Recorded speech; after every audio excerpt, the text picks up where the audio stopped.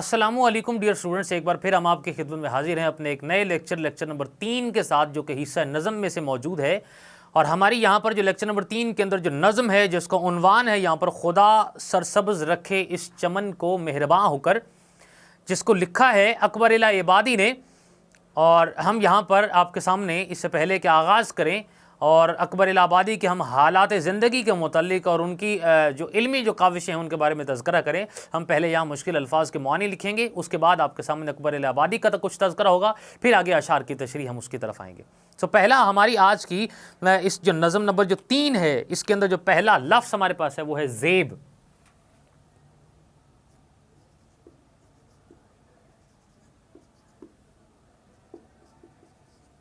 ज़ेब हमारे पास जो लफ्ज़ है, जिसका मतलब हमारे पास है जी जीनत।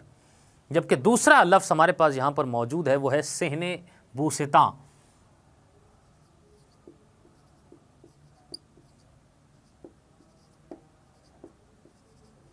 जिसका मतलब है बाग का सहन। तीसरा जो लफ्ज़ यहाँ पर मौजूद है वो है अनादिल,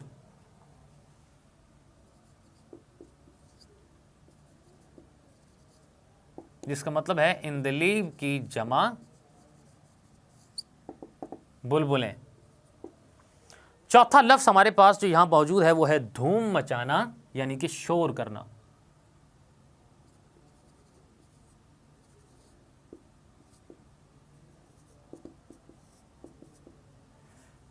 पांचवा लफ्ज़ इस नज़म के पहले शेर के अंदर से मौजूद है वो है सरगर्म फ़गा होकर, जिसका मतलब है बुलंद आवाज़ से फरियाद करना। सो सरगर्म फ़गा होना, बुलंद आवाज़ से फरियाद करना जिसे कहा जाता है। दूसरे शेर के अंदर हमारे पास जो लफ्ज़ नंबर जो 6 यहाँ पर मौजूद है वो है फ़र्श ज़मुर्द,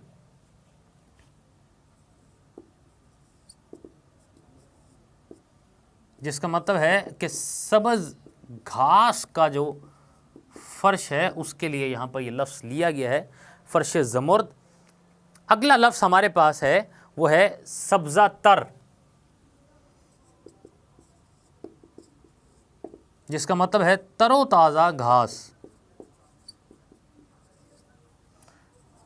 लफ्ज़ नंबर 8 जो हमारे पास यहाँ पर मौजूद है शेर नंबर 2 के अंदर वो है मस्ताना वश,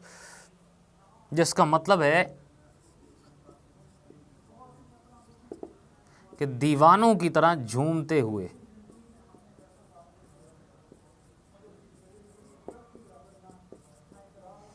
जबकि लफ्ज़ नंबर जो 9 हमारे पास यहाँ पर मौजूद है अंबरे फिशा,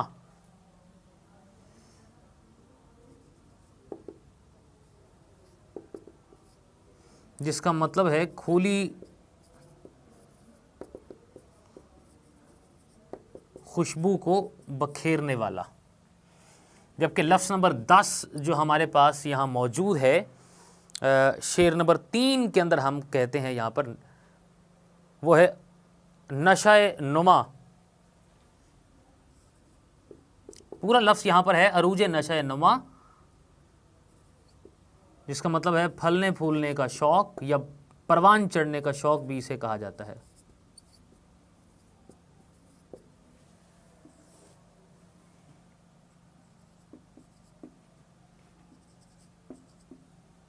लफ्ज़ नंबर जो 11 यहाँ पर हमारे पास मौजूद है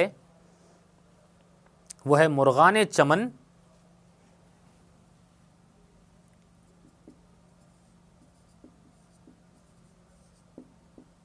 जिसका मतलब है बाग के परिंदे। जबकि लफ्ज़ नंबर जो 12 हमारे पास यहाँ पर पाया जाता है वो है शादमा,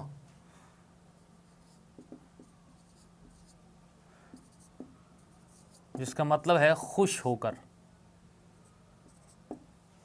लफ्ज़ नंबर जो 13 हमारे पास यहाँ पर मौजूद है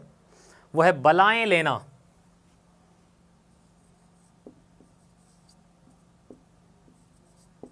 जिसका मतलब है कुर्बान हो जाना। 14वां जो लफ्ज़ हमारे पास यहाँ पर मौजूद है वो है नसीम सुबह गाही,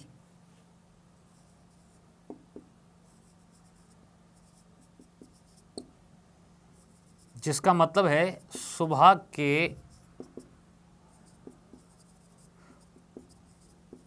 वक्त की ठंडी हवा।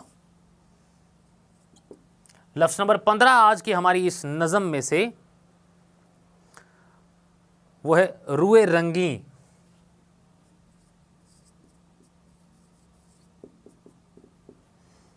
जिसका मतलब है हमारे पास खूबसूरत चेहरा।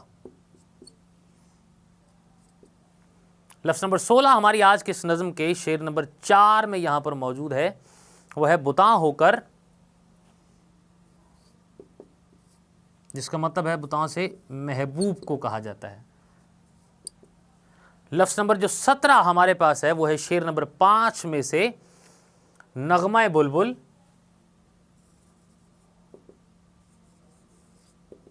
जिसका मतलब है बुलबुल का गीत। जबकि लफ्ज़ नंबर जो 18 हमारे पास है वो है बांगे अज़ां,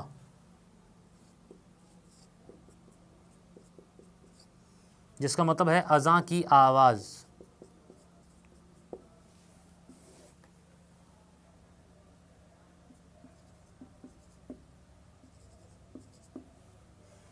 लफ्ज़ नंबर 19 हमारी आज की इस नज़म में से जो शेर नंबर 6 के अंदर हमारे पास मौजूद है वो है हवाए शौक,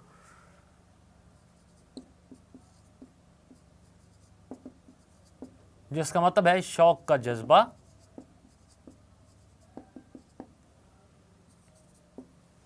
बीसवां जो लफ्ज़ हमारे पास है वो है यहां पर तस्बीह।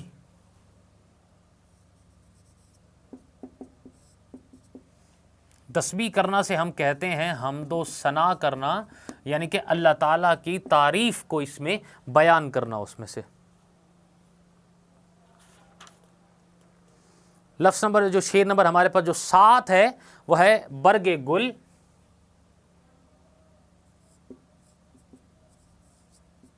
बरगे गुल हम कहते हैं फूल की पत्ती को। जबकि लफ्ज़ नंबर 22वां हमारे पास शेर नंबर 7 के अंदर से है कि रंगीन इबारत में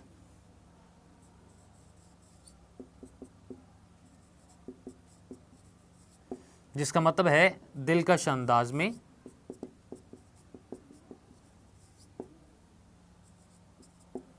लफ्ज़ नंबर 23 हमारे पास यहां पर मौजूद है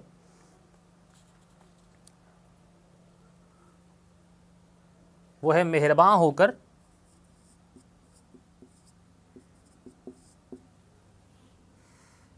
जिसका मतलब है मेहरबानी करना या इनायत करना, जिसका मतलब है। ये हमारे अल्फाज के मानी यहाँ पर अपने अख्ताम को पहुँचे। अब हम आते हैं एक शायर की तरफ, अकबर इलाहाबादी के, जिन्होंने इस नज़म को लिखा जिसका उन्वान था कि खुदा सरसब्ज़ रखे इस चमन को मेहरबान होकर। अकबर इलाहाबादी 1846 में इलाहाबाद के ज़िले के एक छोटे से कस्बे बारिहा में पैदा हुए। इनका नाम सैयद अकबर हुसैन था, जबकि अकबर जो है ये तखल्लुस के तौर पर इनका इस्तेमाल नाम किया जाने लगा।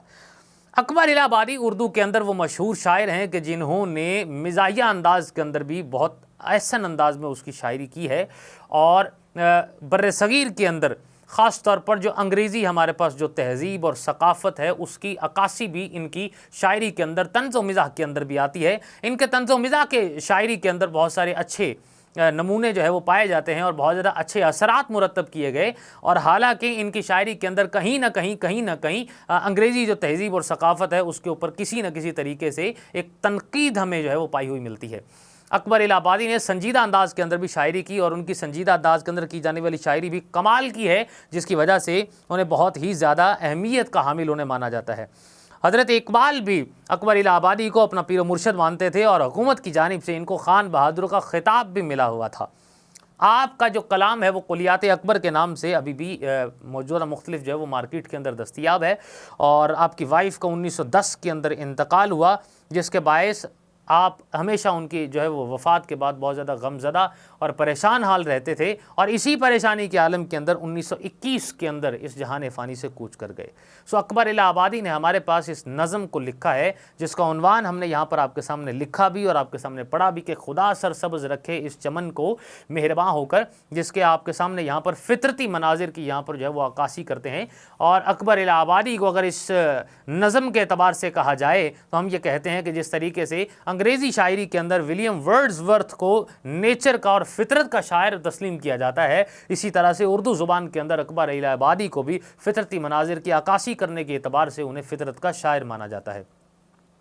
यहाँ पर अकबर इलाहाबादी ने जो दुनिया के अंदर ख़ास तौर पर अल्लाह ताला की जानिब से इंसान के लिए और मुख्तलिफ जो खूबसूरत अशिया को, जो फितरती तौर पर जो अशिया हैं जो कि इंसान की कैफियत को बेहतर बनाने वाली हैं, इंसान के मिजाज को बेहतर करती हैं, ठंडक पहुँचाती है, सो उनकी यहाँ पर तर्जुमानी को मुख्तलिफ अंदाज के अंदर बयान किया है। और ये कहते हैं कि बाग के अंदर जो बहार का तज़किरा करते हैं, फूलों का तज़किरा करते हैं, फिर उन फूलों के अंदर उस सब्ज़े का तज़किरा करते हैं जो कि सुबह के टाइम बहुत ही ज़्यादा तरोताज़ा होता है, शबनम के कतरों का तज़किरा करते हैं। और इसके साथ साथ बाग के अंदर जो चहचहाने वाले जो परिंदे हैं उनका यहाँ पर तज़किरा किया जाता है। और ये कहा कि हर तरफ ज़मुर्द का एक फ़र्श जो है वो बिछा हुआ था, गोया जो सब्ज़ा है उसको ज़मुर्द के फ़र्श के तौर पर यहाँ पर ले रहे हैं। और ये कह रहे हैं कि हर तरफ ठंडी हवा के झोंके चलते हुए चले जा रहे थे और जो डालियाँ हैं वो हर तरफ झूमती हुई नज़र आती थीं, बुलबुलें जो है वो आज़ानों को गाती थीं और शबनम के कतरे जो है वो वज़ू करके खुदा के हजूर सर बसजूद हुए थे, जैसे कि इबादत की तैयारी करने लगे हों। और फूल की पत्तियां जो है वो अपनी ज़ुबान के अंदर अपने इस मुल्क की हिफाजत के लिए दुआ कर रही थीं। गोया शायर फितरती तौर पर इन मनाजिर की अक्कासी करते हुए अल्लाह ताला की तारीफ़ और तस्बीह को और तक़दीस को यहाँ पर बयान करते हुए नज़र आता है उसमें से। और इसी ये जो नज़म है इसका जो पहला शेर यहाँ पर जो बयान किया है हम आपके सामने पढ़ते हैं कि बहार आई खिले गुल ज़ेबे सहने बूसिता होकर, अनादिल ने मचाई धूम सरगर्मे फ़गा होकर। यहाँ पर शायर बहार के मौसम का तज़किरा करते हुए ये बात बयान कर रहा है कि जैसे ही बहार का मौसम आया सो बाग के सहन को खिले हुए जो फूल थे उनकी खूबसूरती और उनकी रानाई के अंदर इजाफा हो गया। और उनकी रानाई में इजाफा को देखते हुए जो परिंदे थे, जो बुलबुलें थीं, उन्होंने भी चहचहाना शुरू कर दिया और नए सिरे से नए जज्बात के साथ और नई कैफियत के साथ उन्होंने चहचहाना शुरू कर दिया और इस बात का पैगाम देना शुरू कर दिया कि बहार का मौसम आ गया है। लिहाजा उनकी जो शादमानी की जो कैफियत थी वो हर तरफ जो है एक रंग बखेर रही थी और खुशी की एक लहर लेकर आई थी, जिसको फितरती तौर पर यहाँ पर जो है वो अकबर इलाहाबादी बयान करते हुए नजर आते हैं कि फूलों के ऊपर भी एक खिलखिलाहट पैदा हो गई, फूल फिर से खिलने लग गए, जो सब्ज़ा था वो तरोताज़ा हो गया और ठंडी लहरें हर तरफ जब चल पड़ी तो उसकी बुनियाद पर परिंदों की चहचहाट ने इस बात का जो पैगाम दिया सबको कि बहार का मौसम आ चुका है। दूसरा शेर यहाँ पर मौजूद है जी, बिछा फर्श ज़मुर्द एहतमाम सब्ज़े तर में, चली मस्ताना वश बादे सवा अंबरें फ़िशा होकर। शायर इसमें बुनियादी तौर पर यह बयान करता है कि ज़मीन पर जो ताज़ा उगा हुआ जो सब्ज़ा था वो ज़मुर्द के फ़र्श की तरह नज़र आता था और इसके साथ साथ जो सुबह के वक्त चलने वाली जो ठंडी हवा है और वो मस्ताना वार हवा चलने लगी और हर एक वजूद को जो है वो ठंडक पहुँचाने लगी। सो यहाँ पर फितरती मनाजिर की एक अक्कासी करते हुए अकबर इलाहाबादी यहाँ पर यह बयान कर रहे हैं कि दुनिया के अंदर ये जो सब्ज़ा मुख्तलिफ़ जगहों पर उगा होता है, उनके मुख्तलिफ जगहों पर सब्ज़ा उगा हुआ बिल्कुल ऐसे है जैसे ज़मुर्द का फ़र्श बिछा हो, क्योंकि ज़मुर्द का फ़र्श भी बहुत ज़्यादा नरम होता है और सब्ज़ा भी चूँकि बहुत ज़्यादा नरम था और ठंडक पहुँचाता था और नीचे से जो बेसिकली जो गीलापन उसका है वो भी आँखों को तरावत बख्शता था, कुछ उसका जो रंग सब्ज़ है वो भी आँखों को ठंडक बख्शता है। सो इस वजह से यहाँ पर उसके ज़मुर्द का एक फ़र्श के तौर पर उसको बयान कर रहे हैं और चूँकि यहाँ पर तरोताज़ा सब्ज़ा है इसलिए उसकी भी खासियत को यहाँ पर बयान करते हुए नज़र आते हैं। और फिर ये बात बयान करते हैं कि उसी सब्ज़े के ऊपर वो जो हवा चली, उस हवा की ठंडक की बदौलत हर तरफ दीवानावार हर एक चीज़ जो है वो झूम रही थी और मस्ताने अंदाज के अंदर हर तरफ खुशबू जो है वो बिखरी हुई थी, जिससे फ़िज़ा मुअत्तर थी और हर एक इंसान और हर एक चरिंद और परिंद जो है वो तरोताज़गी के आलम के अंदर जो है वो मुसर्रत व शादमानी में घूम और फिर रहा था। सो अकबर इलाहाबादी यहाँ पर फितरती मनाजिर की अक्कासी करते हुए सब्ज़ा और फिर तरोताज़ा सब्ज़े के साथ साथ मुसर्रत और शादमानी जो कि लहरें, उसकी लहरें परिंदों के ऊपर और दूसरे ज़ीरो इंसानों के ऊपर जो दौड़ रही है उसकी यहाँ पर कैफियत को बयान करते हुए नज़र आते हैं। तीसरा जो शेर यहाँ पर मौजूद है वो ये है कि अरूज नशाए नशो नुमा से डालियाँ झूमी, तराने गाए मुर्गाने चमन ने शादमा होकर। अब इसमें दो अनासिर का जो तज़किरा कर रहे हैं, एक तो ये है कि नशोनुमा के शौक़ में दरख्तों की टहनियाँ जो है वो झूमने लगीं। सो झूमने से मुराद ये है कि डालियाँ झूमी हैं तो उनको अरूज हासिल हुआ है, यानी कि ऊपर और नीचे जब उनको लहलहाते हुए देखा गया तो इस बात का ये वो भी पैगाम दे रहे थे कि बाहर का मौसम आ गया है और सुबह के वक्त की वो जो ठंडी हवा चल पड़ी है और ठंडी हवा से जो दरख्तों के ऊपर लगे हुए जो पत्ते हैं वो भी हिलने लगे हैं और उनके अंदर भी एक सरसराहट सी जो है वो पैदा हो चुकी है और डालियाँ मस्ती के अंदर कभी इधर झूम रही हैं कभी उधर झूम रही हैं। सो उनके अंदर भी जो एक कैफियत, एक नाच की जो कैफियत आ रही है वो बाहर के एक पैगाम को लेकर आई है। जबकि दूसरी तरफ इस बात की दलील की तरफ इशारा किया जा रहा है जिसमें शायर ये बयान कर रहे हैं कि मुर्गान चमन यानी कि बाग के अंदर जो परिंदे हैं वो भी खुशी के गीत गा रहे हैं, वो भी शादमानी के गीत गा रहे हैं और उनके गीत गाने की बदौलत हर तरफ उनकी आवाज़ की चहचहाट इस बात का पैगाम दे रही है कि बाहर का मौसम आया हुआ है।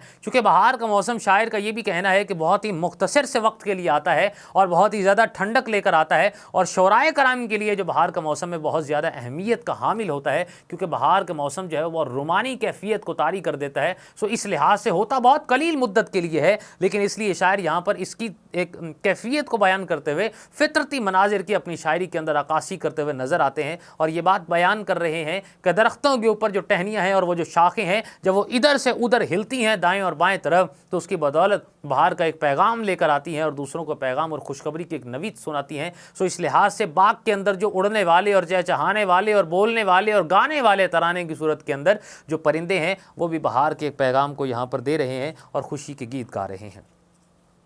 शेर नंबर जो 4 यहाँ पर मौजूद है वो ये है कि बलाएं शाखे गुल की ली नसीमे सुबह गाही ने हुई कलियाँ शगुफ्ता रुए रंगीने बुता होकर। इसमें शायर ये बयान कर रहे हैं कि सुबह के वक्त की जो चलने वाली जो ठंडी हवा है उसने फूलों की टहनियों को हिला दिया है, जिसकी वजह से उसकी जो बंद कलियां पड़ी हुई थी इतने अरसे से वो खिल उठी हैं। सो खिलखिलाहट उनके अंदर आ गई है और वो खिलने लगी हैं। सो बहार के अंदर चूँकि ये कहा जाता है कि फूल खिलते हैं, सो इस वजह से ऐसा बयान कर रहे हैं। दूसरी बात यहाँ पर जो बयान कर रहे हैं कि यहाँ पर उनका महबूब ऐसे लगता है जैसे ये कलियाँ नहीं खिली बल्कि उनका महबूब जो है वो मुस्कुरा रहा है। सो यहाँ पर उससे इस बात को तशबीह देते हुए ये बात बयान कर रहे हैं और फितरती मनाजिर की इसके साथ साथ अक्कासी भी करते हुए नज़र आ रहे हैं और ये बात बयान कर रहे हैं कि दुनिया के अंदर यहाँ पर जब सुबह के वक्त की हवा जो ठंडी चलती है तो उससे टहनियाँ लहलहाती हैं, इधर और उधर झूमती हैं, खिलखिलाती हैं और ऐसे लगता है जैसे बल खाती हुई जिस तरह नदियों की तरह वो भी अपनी मस्ती के अंदर और अपनी मौज के अंदर आ गई हैं और इस खूबसूरत से मौसम से लुत्फ़अंदोज़ हो रही हैं। सो लुत्फ़अंदोज़ होने के आलम के बदौलत जब बाग के अंदर यहाँ पर फूल खिलखिलाते हैं और उनके लहलहाने की वजह से, ठंडी हवा के चलने की वजह से जो बंद कलियां थीं उन्होंने भी खिलना शुरू कर दिया है और उनकी खिलखिलाहट की बदौलत ऐसा नज़र आता है कि वो जो फूल हैं बुनियादी तौर पर वो फूल नहीं खिल रहे बल्कि उसका जो महबूब है वो मुस्कुरा रहा है, क्योंकि मुस्कुराना भी किसी के चेहरे के ऊपर एक खिलखिलाहट की अलामत होता है। सो अलामती तौर पर शायर यहाँ पर अकबर इलाहाबादी एक तशबीह देते हैं बंद कलियों के साथ, चूँकि बंद कलियाँ खुली सो उसको तशबीह देते हैं अपने महबूब के साथ और महबूब के साथ तशबीह देते हुए इस बात का इजहार कर रहे हैं कि बंद कलियों का खिलना बिल्कुल ऐसे है जैसे महबूब मुस्कुरा रहा हो। सो महबूब की मुस्कुराहट के साथ बंद कलियों को ताल्लुक़ को एक जोड़ रहे हैं और एक बात को मानिया खेज़ अंदाज के अंदर उसको बयान कर रहे हैं और महबूब की मोहब्बत का यहाँ भी किसी हद तक उसका इजहार करते हुए नज़र आते हैं और इसके साथ साथ फितरती मनाजिर की अक्कासी भी करते हुए नज़र आते हैं। उसमें से शेर नंबर 5 हमारे पास यहाँ पर जो बयान किया गया वो ये है कि किया फूलों ने शबनम से वुज़ू सहने गुलिस्तां में सदाए नगमा बुलबुल उठी बांगे अज़ा होकर। सो शायर ये बात बयान कर रहा है कि बाग के सहन में फूलों ने शबनम से वुज़ू किया और बुलबुल की आवाज़ अज़ान की आवाज़ बनकर जो है वो गूंज उठी है। अब एक बात, चूँकि रात की तन्हाई के अंदर चूँकि बहुत ज़्यादा ठंडक होती है, खुनकी भी पाई जाती है मौसम के अंदर और आहिस्ता आहिस्ता औस के जो कतरे हैं वो सब्ज़े के ऊपर पड़ते रहते हैं, फूलों के ऊपर जो पड़ते रहते हैं। सो इस लिहाज से शायर ये कह रहा है कि सुबह के वक़्त वो चाँद की तरह और रोशन मोतियों की तरह जो चमकने वाले जो कतरे हैं पानी के, उन्होंने जब वो पड़े हैं फूलों के ऊपर तो फूलों ने उन शबनम के कतरों से वुज़ू किया। बिल्कुल ऐसे नज़र आता है कि जैसे वो इसके अंदर नहाए हुए हों। सो अपने आप को उन्होंने तरोताज़ा किया हो, पाकीज़ा किया हो, मुअत्तर किया हो अपने आप को और इस मुअत्तर करने के बाद ऐसे जैसे अल्लाह ताला की तस्बीह हो, तक़दीस को बयान करने की तैयारी में मसरूफ़ अमल हो। सो इस लिहाज से एक मिसरे के अंदर तो इस बात का तज़किरा किया जा रहा है, जबकि दूसरे मिसरे के अंदर ये बात को बयान करते हुए नज़र आते हैं। वो ये कहते हैं कि जो बुलबुल को जो सदा है वो बिल्कुल ऐसे महसूस हो रही है जैसे अज़ां दी जा रही हो। सो अज़ां के अंदर भी तज़किरा अल्लाह ताला की ज़ात का और हुज़ूर नबी करीम अलैहिस्सलातु वस्सलाम की तारीफ़ व तौसीफ़ का बयान किया जाता है, और अल्लाह ताला की तस्बीह और तक़दीस को बयान करने का अंदाज़ एक अज़ान का अंदाज़ भी है। सो ये कहा जा रहा है कि सुबह के वक़्त शबनम के कतरों की बदौलत जो फूल हैं उन्होंने वज़ू कर लिया है, वो अल्लाह ताला की तस्बीह को बयान करने के लिए तैयार हो चुके हैं, जबकि दूसरी तरफ जो बुलबुल और बाग के अंदर मौजूद जो परिंदे हैं वो अपनी आवाज़ों की बदौलत ऐसे महसूस हो रहा है जैसे अज़ां दे रहे हों, फिर अल्लाह ताला की इबादत के लिए खुद की तैयारी कर रहे हों। सो इस लिहाज से हर काम ये बात कर रहे हैं कि फितरती अवामिल भी अल्लाह ताला की तस्बीह और तक़दीस को बयान करने के लिए और खुदा के हुज़ूर सरबसज्जूद होने के लिए तैयारी में मसरूफ़ हैं, और हर एक चीज़ अल्लाह ताला की तस्बीह और तक़दीस को बयान करते हुए नज़र आती है। उसमें से शेर नंबर जो 6 यहाँ पर बयान कर रहे हैं वो ये है कि हवाए शौक में शाखें झुकी, खालिक के सजदे को हुई तस्बीह में मसरूफ़, हर पत्ती ज़ुबां होकर। सो यहाँ पर शायर ये बयान कर रहे हैं कि शाखें हुज़ूर नबी करीम अलैहिस्सलातु वस्सलाम और अल्लाह ताला के इश्क़ इलाही के जज्बे से सरशार होकर अपने खालिक को सजदा करने के लिए झुक गई हैं, और फूल की हर एक पत्ती अल्लाह ताला की हम्द व सना को बयान कर रही है। बुनियादी तौर पर यहाँ पर ये बात बयान कर रहे हैं कि जिस तरीके से हवा चलती है, हवा में ठंडक महसूस होती है, हवा झुकाती है कलियों को, कलियाँ आगे से पीछे, ऊपर से नीचे और दाएं और बाएं मूव करती हैं, हरकत करती हैं। सो हरकत करने की बदौलत भी वो जो शाखें जब नीचे को झुकती हैं तो बिल्कुल ऐसे महसूस होता है जैसे खालिक के हुजूर सजदा रेज़ हो रही हूँ। ऐसा महसूस होता है जैसे अल्लाह ताला की इबादत और रियाजत में मसरूफ़ अमल हो, और ऐसा लगता है जैसे अल्लाह ताला की तस्बीह को बयान करने के लिए इंतहाई आजिज़ाना अंदाज के अंदर उन्होंने अपने आप को झुका लिया हो। सो इस लिहाज से यहाँ पर यह बात को तज़किरा किया जा रहा है। दूसरा ये भी बात बयान कर रहे हैं कि हर एक पत्ती जो है अल्लाह ताला की तस्बीह और तक़दीस को बयान कर रही है, और अल्लाह ताला की जो है वो हम्द व सना को बयान कर रही है, क्योंकि फूल की हर एक पत्ती जब खिल उठती है तो उसकी खिलखिलाहट भी अल्लाह ताला की तस्बीह को उसके साथ साथ बयान कर रही है। दूसरा ये भी बयान कर रहे हैं कि फूलों की टहनियों के साथ चूँकि फूल लगे होते हैं, पत्ते लगे होते हैं, सो पत्ते और फूल भी चूँकि टहनियों के साथ और डालियों के साथ लगे हुए हैं, और जब डाली झुक जाती है तो फूल और पत्तियों का भी अंदाज एक ऐसा महसूस होता है जैसा कि झुका हुआ हो। सो इस बुनियाद पर तज़किरा करते हुए नजर आते हैं कि हर एक जो पत्ता, हर एक जो फूल और फूल की हर एक पत्ती और डाली अल्लाह ताला की तस्बीह और तक़दीस को सुबह झुककर आजिज़ाना अंदाज के अंदर अल्लाह ताला की जो है तस्बीह को बयान कर रही हैं। शेर नंबर 7 जो यहाँ पर बयान कर रहे हैं वो ये है कि ज़बाने बरगे गुल ने की दुआ, रंगीन इबारत में खुदा सरसब्ज़ रखे इस चमन को मेहरबान होकर। सो शायर यहाँ पर बयान कर रहे हैं कि फूल की पत्ती ने निहायत खूबसूरत अंदाज के अंदर अल्लाह ताला के हुजूर ये जो दुआ की है कि ए अल्लाह ताला तो अपने रहमो करम से इस बाग को और इस चमन को हमेशा सरसब्ज़ व शादाब रखना। सो बाग से मुराद यहाँ पर यह भी लिया जा रहा है, ज़ाहिरी तौर पर तो बाग बाग है, लेकिन बाग से मुराद ये भी है कि उम्मत मुस्लिमा को भी लिया जा रहा है। बाग से मुराद वतन अजीज़ पाकिस्तान को भी और बर सगीर के अंदर जो मुसलमान आबाद हैं उनसे भी इस बात को लिया जा रहा है। सो यहाँ पर शायर ये बात बयान ज़ाहिरी तौर पर तो ये कर रहे हैं जिसके बारे में बयान कर रहे हैं कि ज़ुबान बर्ग गुल ने की दुआ रंगीन इबादत में, कि हर तरह से रंगारंग अंदाज के अंदर तरह तरह के जो फूल हैं वो अल्लाह ताला की तस्बीह को और दुआ को बयान कर रहे हैं। सो इस लिहाज से यहाँ पर ये दुआ करते हुए नजर आ रहे हैं कि ए अल्लाह ताला हमेशा इस बाग को सरसब्ज़ व शादाब रखे, कभी भी इस पर वैरानी ना आए, कभी भी इसकी डालियों के ऊपर फूल और ये जो पत्ते हैं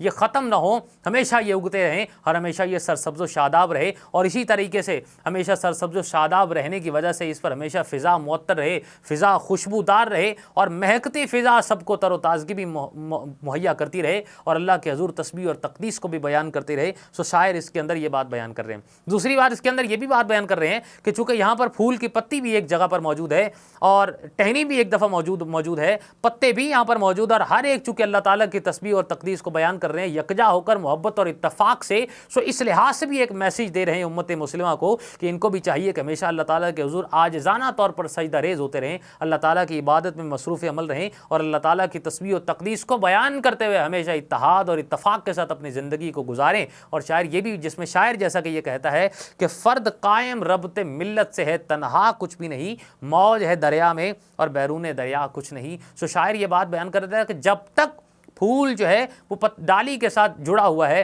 तब तक वो तरोताज़ा और सरसब्ज व शादाब है। पत्ता जब तक अपनी शाख के साथ जुड़ा हुआ है तब तक वो भी हमेशा सरसब्ज व शादाब रहेगा, लेकिन जैसे ही टूट जाएगा तो मिल्लत से उसका ताल्लुक़ ख़त्म हो जाएगा, बाग से उसका ताल्लुक़ ख़त्म हो जाएगा। लिहाजा हमें इत्तफ़ाक़ और इत्तेहाद और मोहब्बत के साथ हमेशा रहना चाहिए और यगानगत का जो है वो हमें एक सबक देना चाहिए दूसरों को भी और ख़ुद भी इस पर अमल करना चाहिए। सो ये जो चमन है, अकबर इलाहाबादी बड़े खूबसूरत अंदाज के अंदर फितरती मनाजिर की अक्कासी भी करते हैं और उम्मत मुस्लिमा को पैगाम भी देते हैं कि अल्लाह ताला हमेशा इस चमन के ऊपर अपना साया सलामत रखे और हमेशा अपनी जो है वो तहवील के अंदर अपनी हिफाजत में इसको रखे। ये हमारे पास जो नज़म थी जिसका हमने आपके सामने जो है वजाहत भी बयान की, इसका खुलासा भी बयान किया और शायर के बारे में हमें बुनियादी मालूमात फ़राहम की। यहाँ पर हमारा एक लेक्चर अपने अख्ताम को पहुँचता है। नए लेक्चर के साथ दोबारा आपकी खिदमत में हाजिर होंगे। अल्लाह हाफ़िज़।